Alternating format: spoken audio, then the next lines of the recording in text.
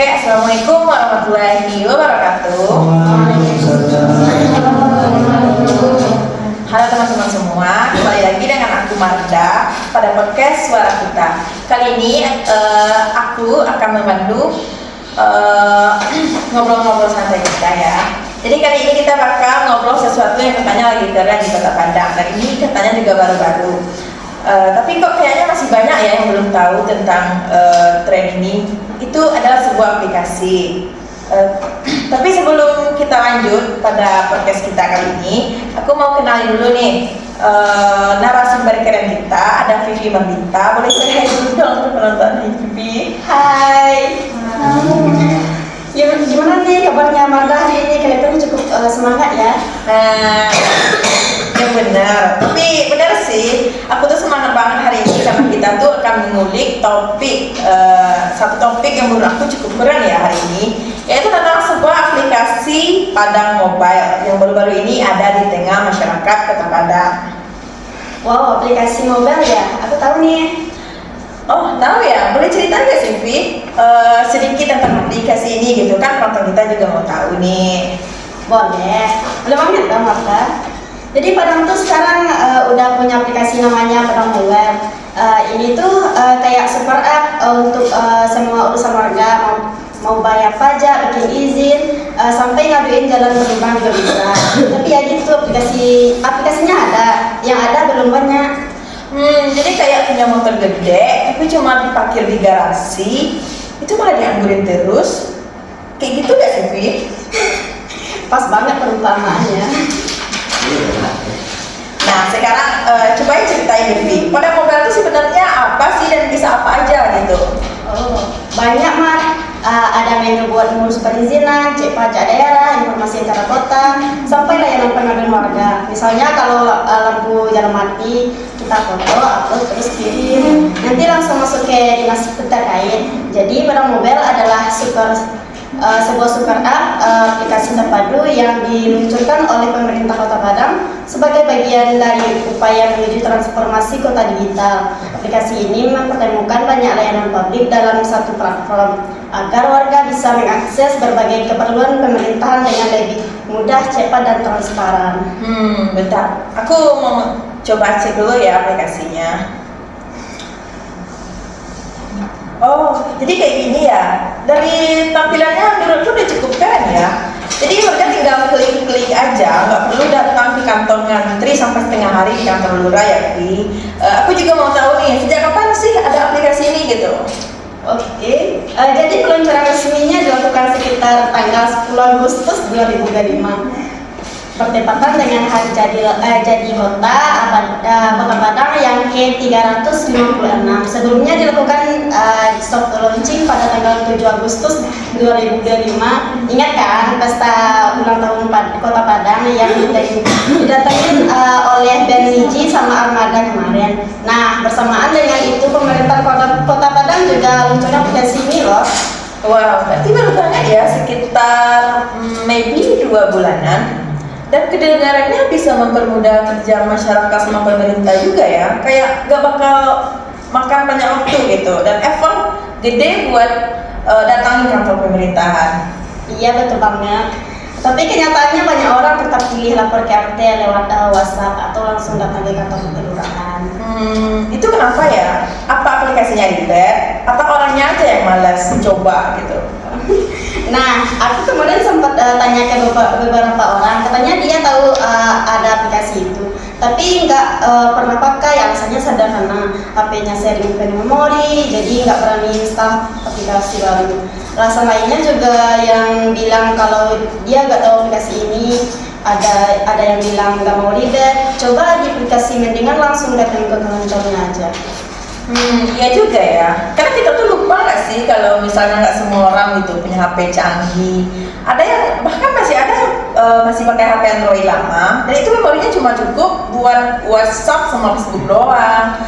Jadi susah juga ya. Tapi kalau masalah ribet tadi, menurut aku nggak ribet sih. Soalnya kan nggak butuh effort banyak. Misalnya kita mau datangin kantor pemerintah, pasti kita kayak cewek kan mandi dulu, dandan dulu. Tapi ini kan effortless banget gitu ya, nggak perlu mandi atau jalan ke kantor kelurahan. Betul banget. Mungkin ada juga orang yang sempat coba pakai, tapi pas daftar agak ribet, harus isi banyak form, lalu sempat error juga, jadi akhirnya malas buka lagi. Berarti dari segi desain aplikasi juga masih ada PR ya.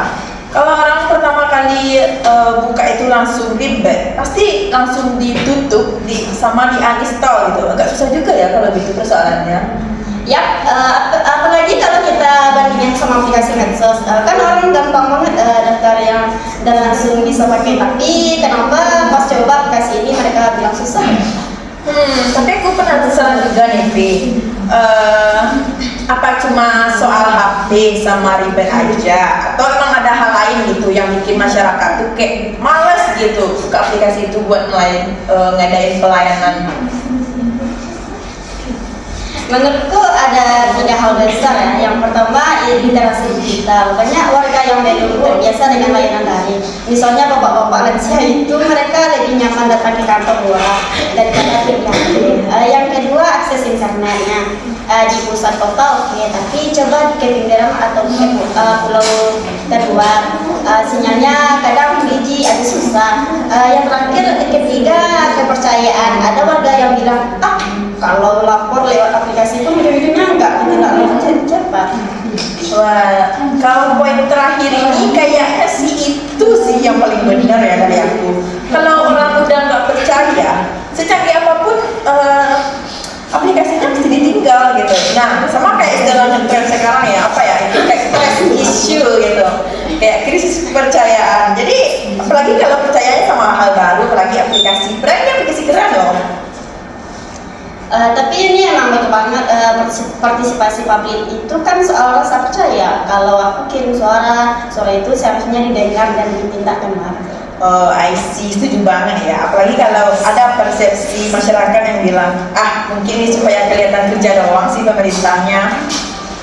Padahal di aplikasi ini kita juga gak cuma bias urus dokumen, tapi bayar pajak, mengajukan misalnya di kota, bahkan juga menyediakan berita seputar kota.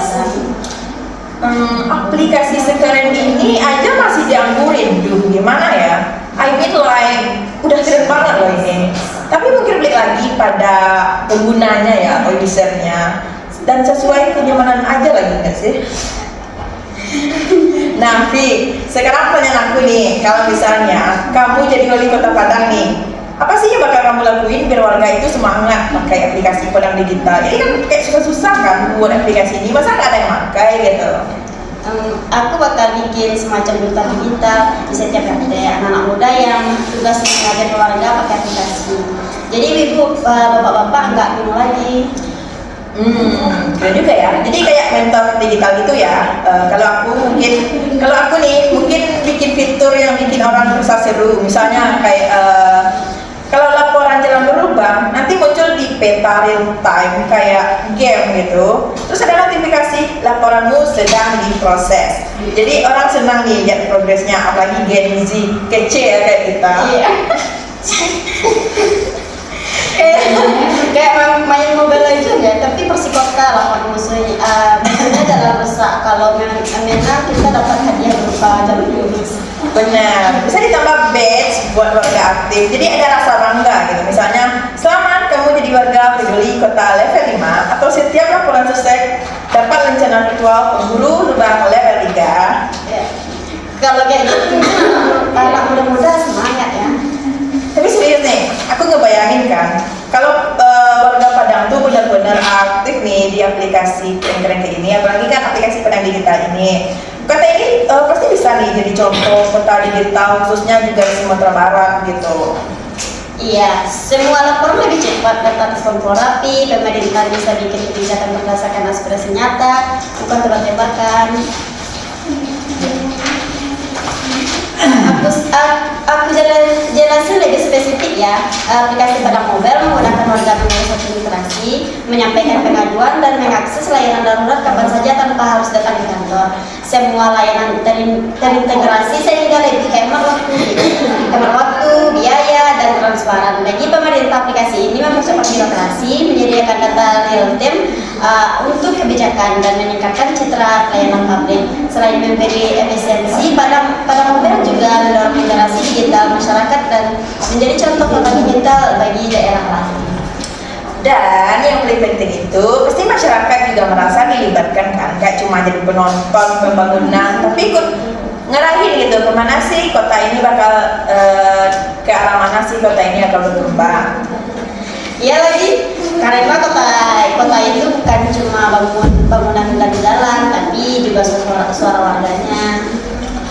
Oke, kayaknya obrolan kita sudah cukup banyak ya. Jadi teman-teman, intinya Kota Padang itu sudah berusaha jadi kota digital. Tinggal kita nih sebagai warga mau ikut nyemplung apa enggak. Ini juga banyak loh dampaknya buat kita. Seperti yang aku bilang tadi. Campur aja. Seperti yang aku bilang tadi, ini tuh memudahkan proses pelayanan banget loh, kayak effortless ya istilah kerennya.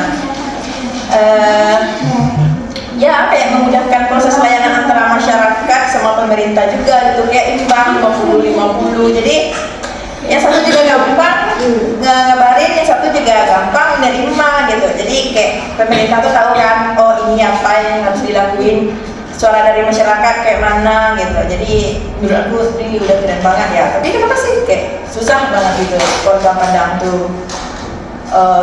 Mungkin karena baru-baru juga ya, Pi. Kalau belum pernah coba, download aja aplikasi Padang Mobile.